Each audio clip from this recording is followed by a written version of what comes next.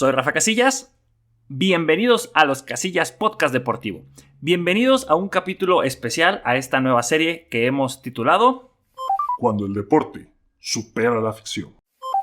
La verdad me rompí la cabeza pensando en el título, pero bueno, vamos a comenzar. El día de hoy les traigo una historia para inaugurar estas historias donde el deporte parece que salieron de un guión de Hollywood. La verdad es que ni los mejores escritores que ganaron los Oscars podrían pensar en algo así, o a lo mejor sí podrían pensar, o tal vez por este tipo de historias es donde se basan para las historias de terror o las historias desgarradoras que vemos que ganan estos premios, porque realmente son historias muy muy crudas, muy complicadas, y de hecho esta que vamos a platicar el día de hoy se sugiere y se recomienda, como dicen los noticieros, discreción al auditorio, porque sí tocamos unos temas un poquito sensibles, ¿no? Tal vez no es para cualquier público. Vamos a poner lo que es un B15, ¿les parece?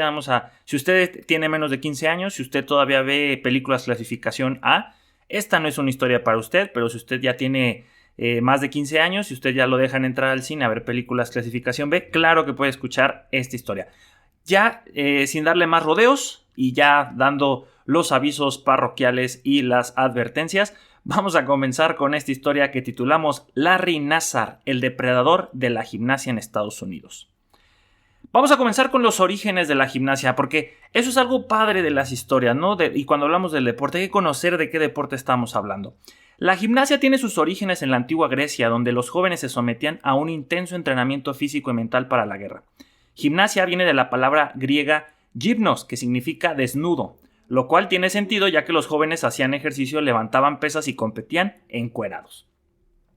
Pero la gimnasia tal como la conocemos hoy tiene otro origen.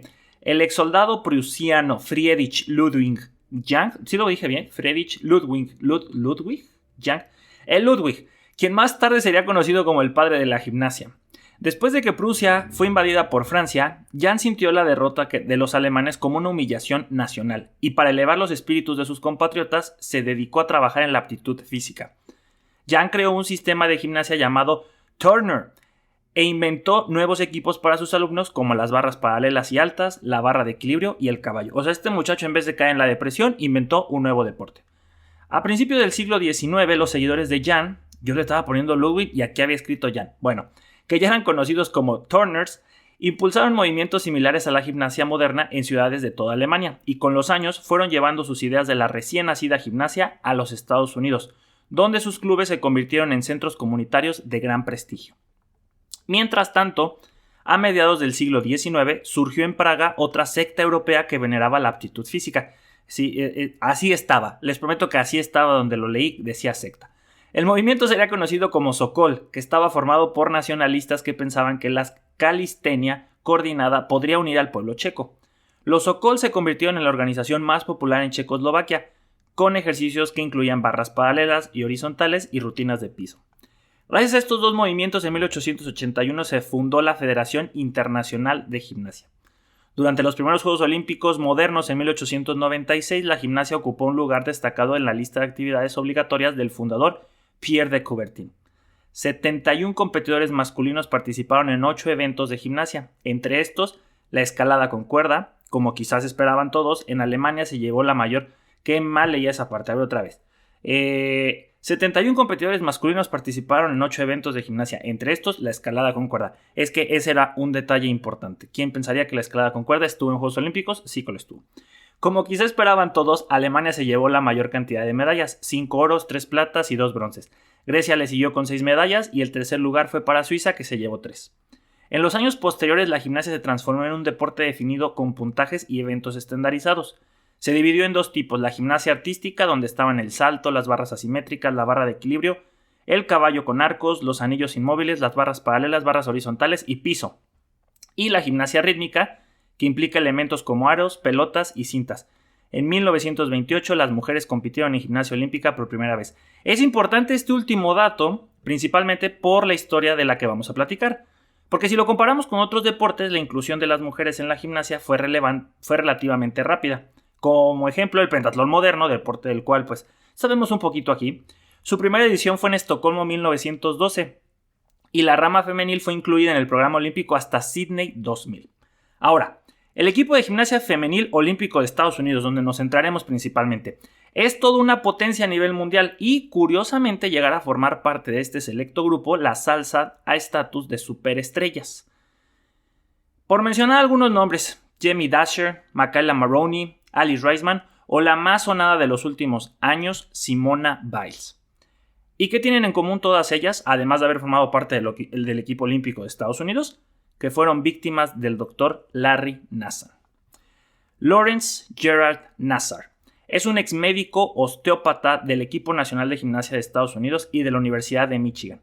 En 1993 se graduó del Colegio de Medicina Osteopática de la Universidad Estatal de Michigan, continuó su entrenamiento de residencia de medicina familiar en el Hospital St. Lawrence.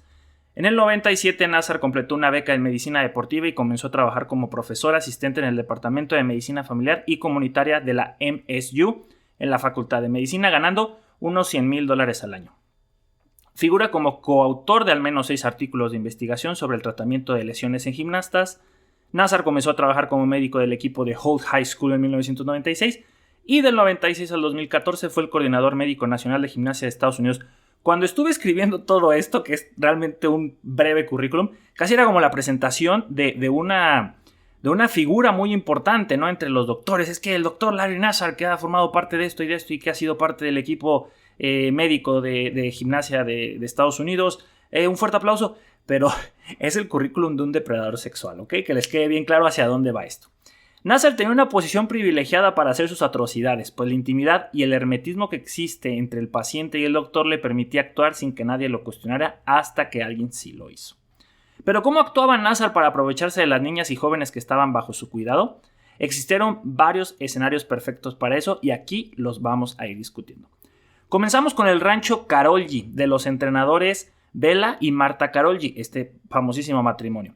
Bela, que sí es nombre de hombre, es un entrenador de gimnasia húngaro que junto a su esposa huyeron de Rumania para establecerse en Estados Unidos y dirigir al equipo olímpico de gimnasia femenil hasta 2018.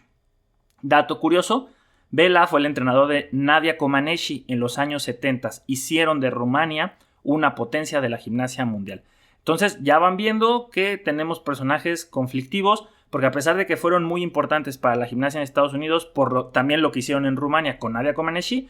Si no lo saben, luego podemos hablar de la historia de Nadia Comaneci y es bastante triste. Ellos pedían a la USA Gymnastics o Federación de Gimnasia de los Estados Unidos para los compas campamentos mensuales en su rancho en Texas. Tenían un rancho estos canijos, alejado de toda la civilización y escondido entre los bosques, con las jóvenes prospectos a formar parte del equipo nacional. Las aislaban del mundo, quitándoles los celulares y privándolas de televisión o computadoras. No se les permitía hablar ni con sus padres o sus entrenadores personales y debían desayunar, comer y cenar gimnasia. De acuerdo con su método, si estaban concentradas en el deporte al 110%, podrían alcanzar su máximo potencial.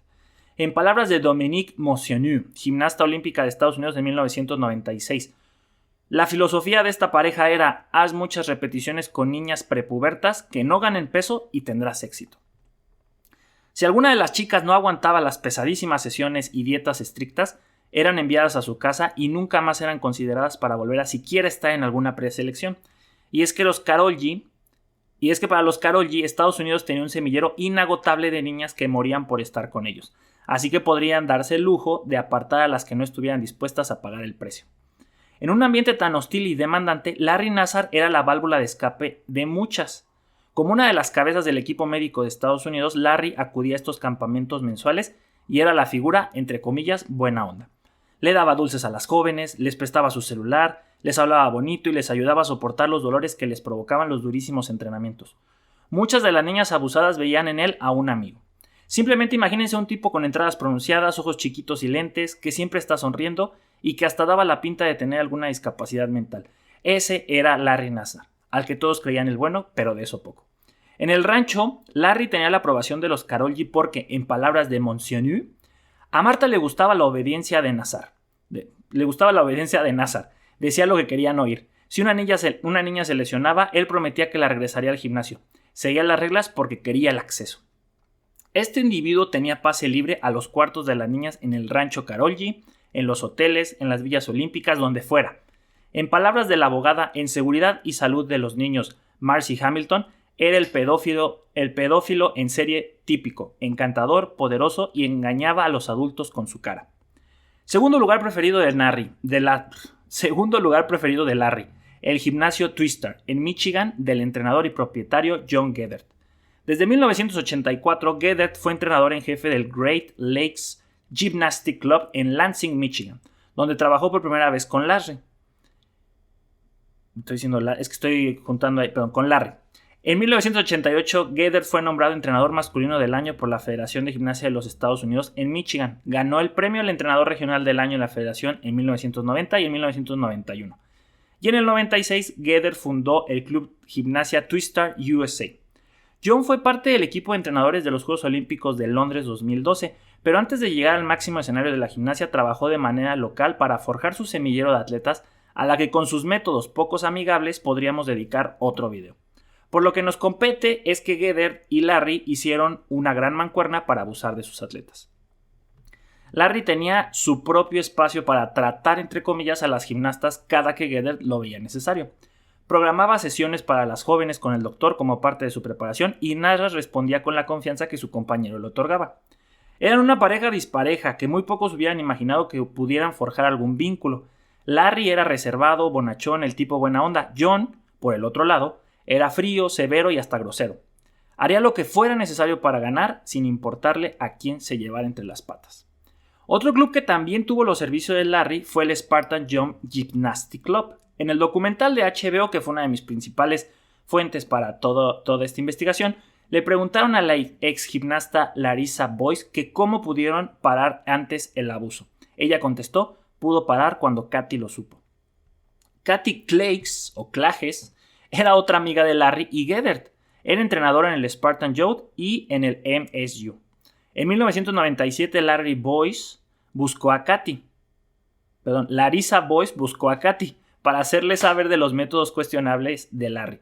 La entrenadora explotó, le dijo que estaba equivocada, que conocía a Larry de años y que no podía ser posible. Después hizo pasar a todas sus otras atletas para preguntarle si ellas también habían experimentado lo mismo que Larissa con Nazar. Todas se negaron menos una. Al final, Katy y Larissa se volvieron a quedar solas y la entrenadora le dijo que podría registrar lo sucedido, pero tanto ella como Larry tendrían consecuencia en sus carreras. La joven, chantajeada y amenazada, no quiso que se procediera con nada y dejó el tema en paz, aunque ese día lloró todo el entrenamiento pues estaba confundida y había sido abusada. A los pocos días volvió a tener una sesión con Larry y este cerró la puerta del consultorio y le confesó que Katy le había contado lo que había pasado. Larissa contó que en ese momento mi corazón se detuvo, sentí vergüenza, me sentí humillada.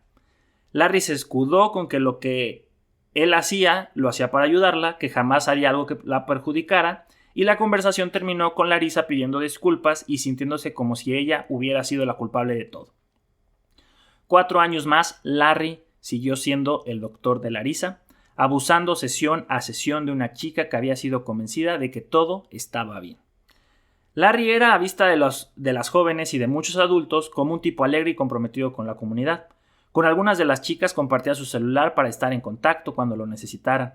Las tenía de amigas en Facebook o en Instagram y les escribía en sus muros halagos y piropos como si fuera uno más de sus amigos de su edad.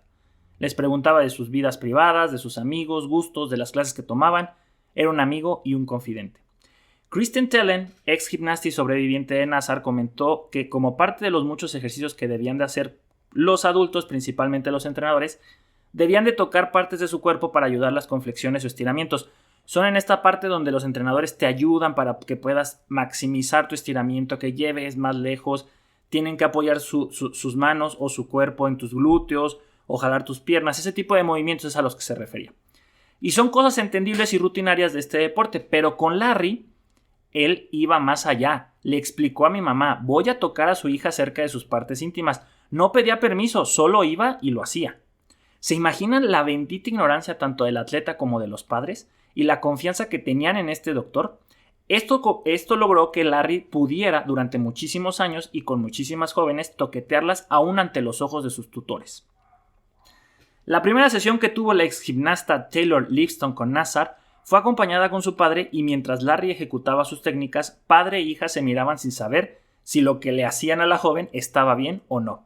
Pero su modus operandi era mucho más perverso que eso. De acuerdo con muchas sobrevivientes, si iban con Larry con dolor de espalda o dolor en la cadera, les metía la mano sin guante y sin lubricar en la vagina para hacerles lo que él llamaba un ajuste vaginal. En palabras de Nassar, con este método mejoraremos las partes alejadas de la pelvis.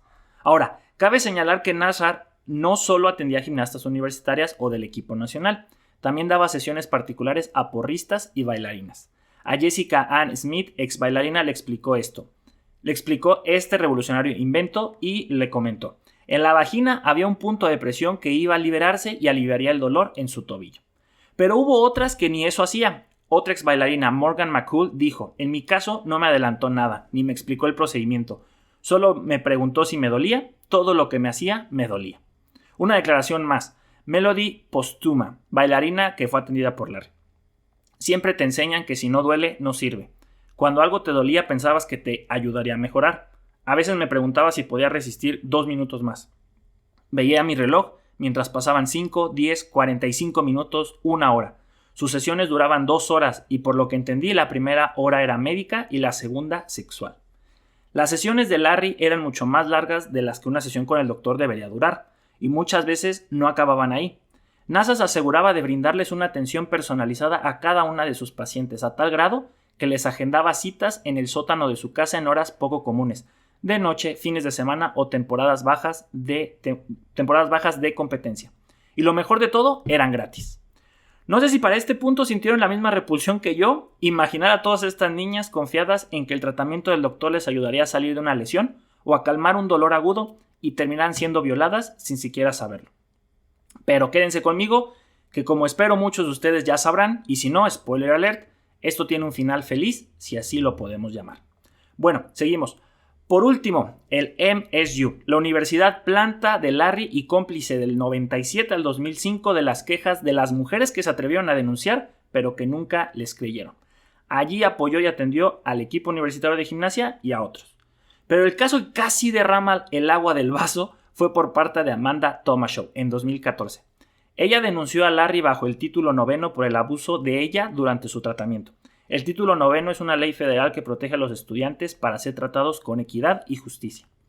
Amanda cuenta: les conté todo lo que sucedió, que Nassar había introducido sus dedos en mí, pero yo me paré, lo empujé para alejarlo y él se fue a una esquina del salón para ocultar su erección. Hubo una investigación interna en la universidad donde supuestamente los miembros de dicho grupo de investigadores serían imparciales. Para sorpresa de los abogados defensores, posteriormente ya cuando se lleva esto a los tribunales, cuando esta situación fue presentada, Larry Nassar había seleccionado a 4 miembros independientes que corroboraron su supuesto tratamiento. 3 de los 4 fueron alumnos de Nassar y el otro era un entrenador que también era amigo de Larry. ¿Imparciales? Las conclusiones del informe decían que la joven Amanda había malentendido el tratamiento, pero que no había nada de qué preocuparse. Y se dictaminaron medidas preventivas como el de que Nassar debía de atender a sus atletas con otra persona en el consultorio, usar guantes, explicar el procedimiento, y con eso se cerró el tema, aunque esas medidas jamás se llevaron a cabo.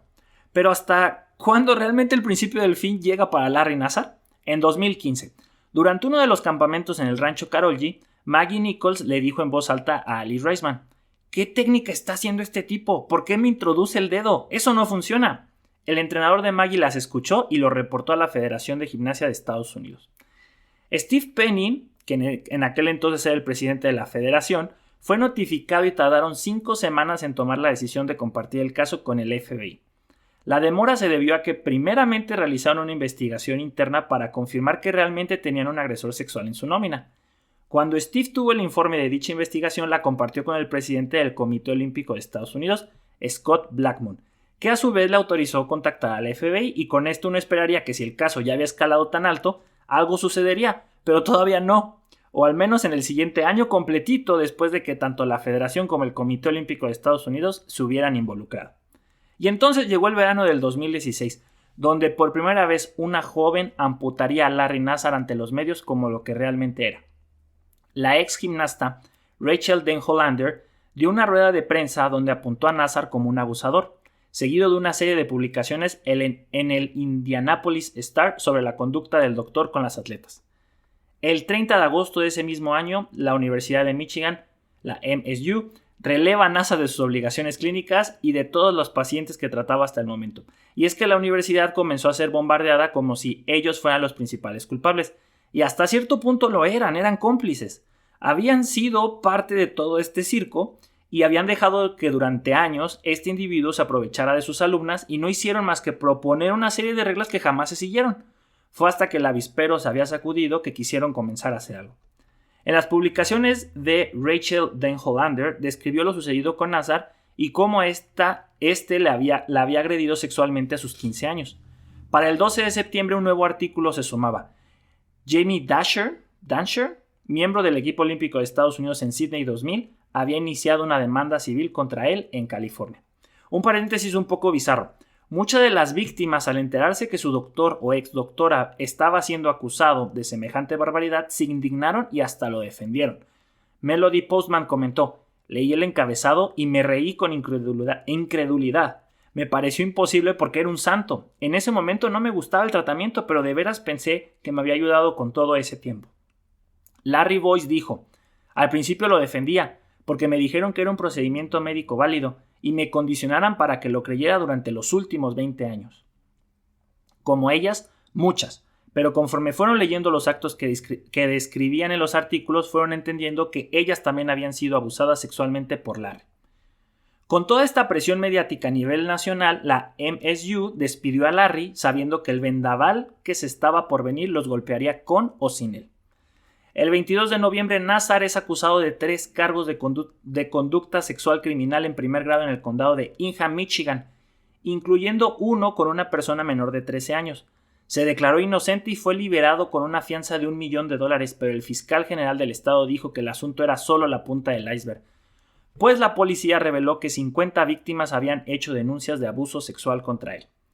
Pero aquí hay un giro inesperadamente esperado. El 16 de diciembre, Nassar es detenido y acusado de cargos federales de pornografía infantil. La acusación dice que estaba en posesión de alrededor de 37,000 imágenes indecentes de niños recopilados entre 2003 y 2016, aunque en palabras de su abogada Shannon Smith, pueden parecerles muchas a quienes no conozcan estos casos, pero sinceramente no son tantas. ¿No son tantas, señora? Bueno, es que qué miedo pensar que cuántas son muchas fotos de menores para Shannon. Debe de saber más que nosotros sobre esto, y la verdad es que me puse a pensar que ser literalmente la abogada del diablo debió de ser una tarea horrible. Ahora aquí viene una cronología rápida. 10 de enero del 2017, 18 víctimas presentan una demanda federal contra Nassar, la Universidad Estatal de Michigan, la Federación de Estados Unidos y el Club de Gimnasia de Twister USA, alegando agresión sexual, abuso sexual y acoso entre 1996 y 2016. Nassar pierde la licencia médica. 19 de febrero de 2017. 3 ex gimnastas, Dasher, Janet Anthony y Jessica Howard, hablan de las experiencias con Nassar en una entrevista con 60 Minutes de la CBS. 11 de julio del 2017. Nassar se declara culpable de 3 cargos de pornografía infantil. 22 de noviembre de 2017. Nassar se declara culpable de 7 cargos de conducta sexual criminal en primer grado como parte de un acuerdo de culpabilidad a cambio de que los fiscales retiren otros 8 cargos contra él y no añadan cargos por otros incidentes de agresión sexual que habían surgido posteriormente. ¡Ay, Dios! 7 de diciembre del 2017. Nassar es condenado a 60 años de prisión federal por cargos de pornografía infantil. Aquí ya está terminado, pero esto no se ha terminado para él. Ahora, habría que atender los casos de agresión sexual, que para empezar fueron 25 en el estado de Michigan, para empezar. En el Inter, toda la Federación de Gimnasia de los Estados Unidos fue renunciando uno por uno y hasta el presidente del Comité Olímpico de los Estados Unidos, Scott Blackman, se retiró de su cargo. Pero como hasta en los países de primer mundo hay niveles altos de corrupción, muchos de ellos se fueron con grandes sumas de dinero como indemnización. Por ejemplo, Steve Penny, expresidente de la Federación de Gimnasia, dijo adiós con $1 millón bajo el brazo. Y es que muchos nombres pesados de la gimnasia olímpica de los Estados Unidos se fueron sumando y declarando que ellas también habían sido víctimas de Larry. Aquí es donde la etiqueta de superestrella no les gustó mucho a los directivos. 16 de enero del 2018. Comienza la audiencia de 7 días en el condado de Hingham, en la que originalmente 80 víctimas irían a declarar contra Nassar. Pero conforme pasaron los días, fueron 156 mujeres las que ofrecieron impactantes declaraciones del acusado.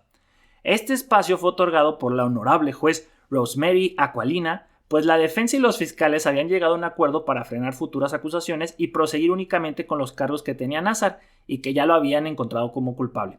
Y una de las condiciones era que Larry debía de escuchar a todas las víctimas que quisieran encararlo.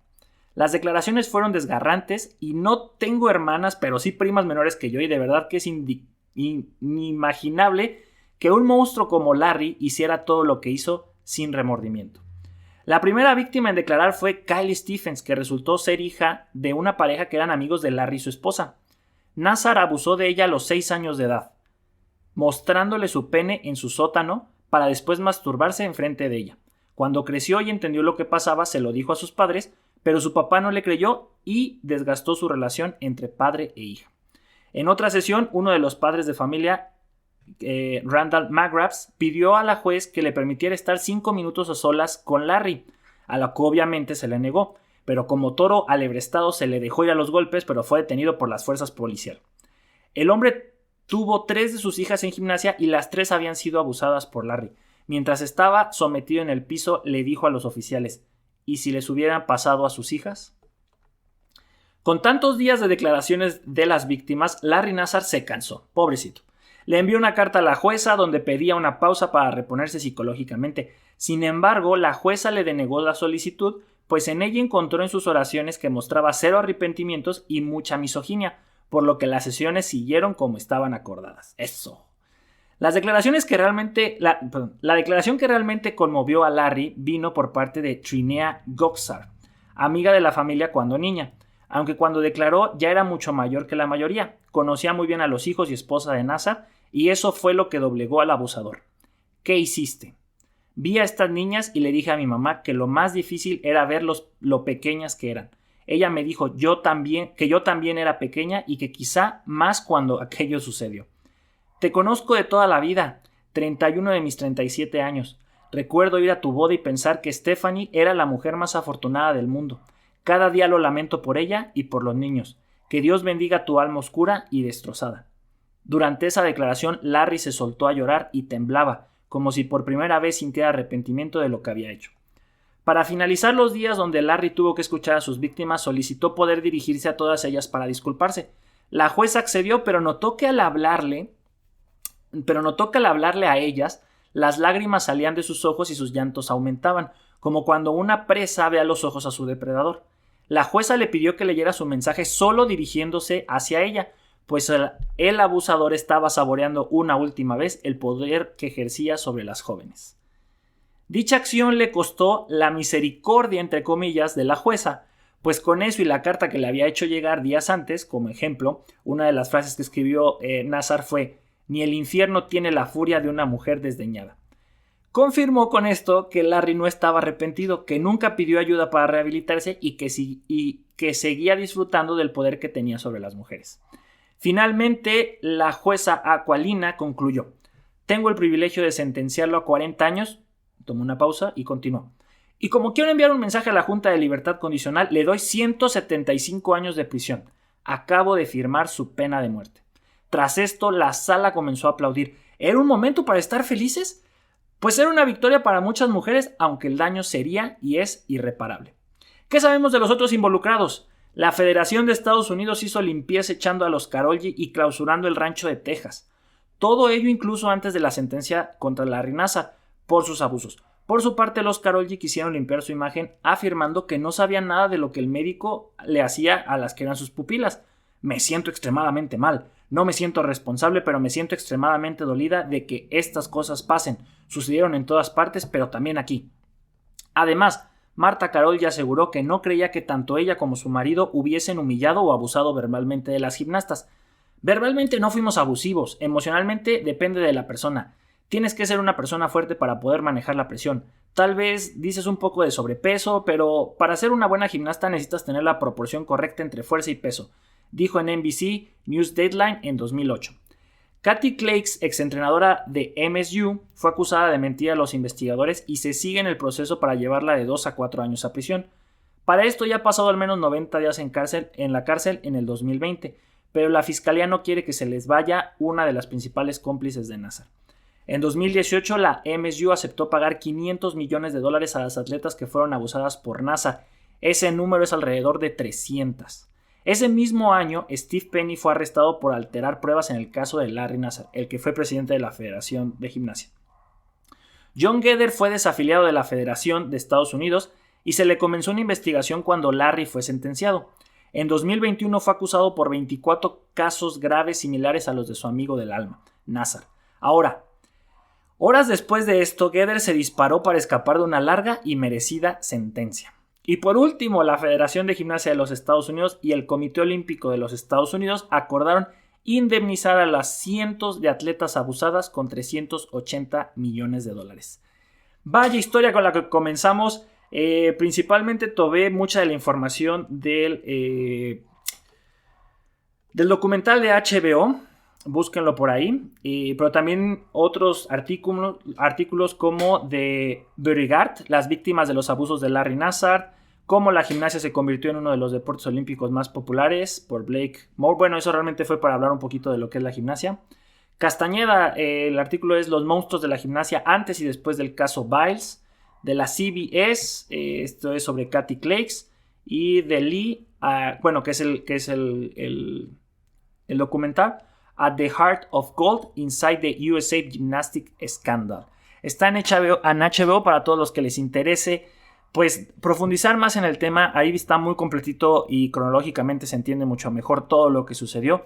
Un caso que impactó a nivel mundial, no solo Estados Unidos, a nivel mundial, y que nos hace reflexionar mucho sobre que debemos hacerle caso a nuestros hijos y que tenemos que estar más preparados de lo que pasa.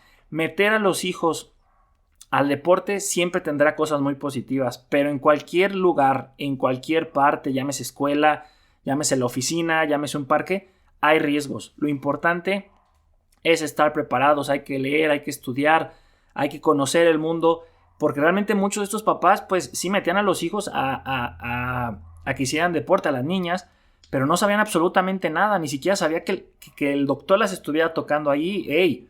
¿Qué es eso? ¿Qué es el procedimiento? Jamás había escuchado sobre eso y la verdad es que si mi hija dice que le duele, párele. O sea, pero era tanto la ignorancia y realmente a veces vivimos con una venda en los ojos y creyendo ciegamente en nuestras autoridades porque él estaba en una posición de autoridad que pudo abusar y hacer lo que él quiso. Bueno, hasta aquí la historia del día de hoy, hasta aquí cuando el deporte supera la ficción. Espero que les haya gustado la idea de esta dinámica. Y que nos sigan en redes sociales. Estamos en Instagram, TikTok, Facebook como Los Casillas Oficial. Déjenos saber qué les pareció esta primera historia. Tenemos otra preparada al menos para terminar el año. Y con tema mundialista, claro que sí, para tener un tema un poquito más ameno. En Instagram vamos a estar poniendo... Esta es una dinámica que otro podcast hace y me parece bastante positiva. Sobre todo cuando es un podcast, cuando solo es hablado. Hay imágenes que no puedes ver. Las imágenes que creas son las que escuchas y tú en tu cabecita con tu imaginación las haces. En Instagram vamos a poner algunas fotos de Larry Nassar, de los que estuvieron involucrados y algunas escenas ahí interesantes para que le pongan cara a los nombres que fuimos diciendo aquí y no se quede solamente en la pura anécdota y sea más complementario todo esto, ¿no? Bueno, gente, espero de verdad que les haya gustado. Déjenos sus comentarios y como dice Roger, aquí huele a gas. ¡Fuga! ¡Vámonos!